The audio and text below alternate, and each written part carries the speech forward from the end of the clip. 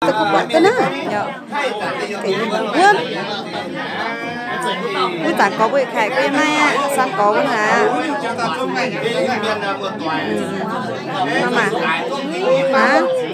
Có mà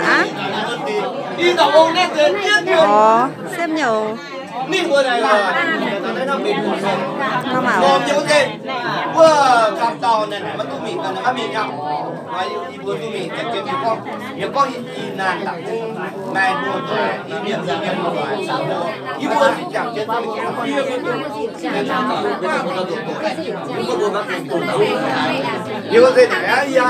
rồi mày có như bây giờ cảnh toàn rồi có cảnh đấy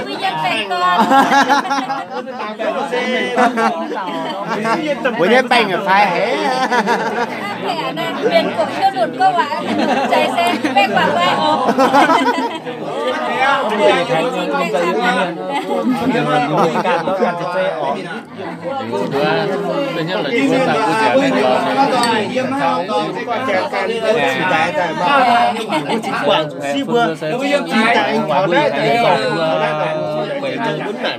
อยู่เมียนเจ้าไปเมียนเจ้าเบื่อหมักแต่ยังเบื่อคุณอยู่เมียนเอาเบื่ออยู่เมียนเจอนี่ก็การหมักการอยู่อ๋อดีนะเงี้ยดีนะเนี่ยเบื่อได้แต่ได้สู้ไม่ไหวแต่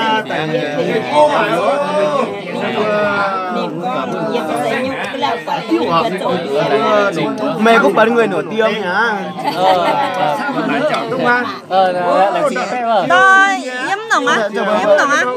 Em nữa. nên nào anh có một tiền đâu rồi cái tàu sau rồi cái trướcนั่นนี่ตอนอีเพื่อทุกจะแปะหายรู้ก็มีหนูแต่ที่ก็ต้นทำ vừa hài luôn vừa hài lồng nhớ công bố trên đá nên vừa chơi thật ra là tốt ba hay không đã bữa rồi ta bữa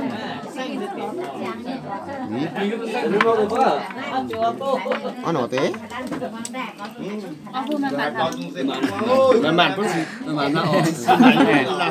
cái này sâu cho cái con quả để đâu để nhỏ cho nó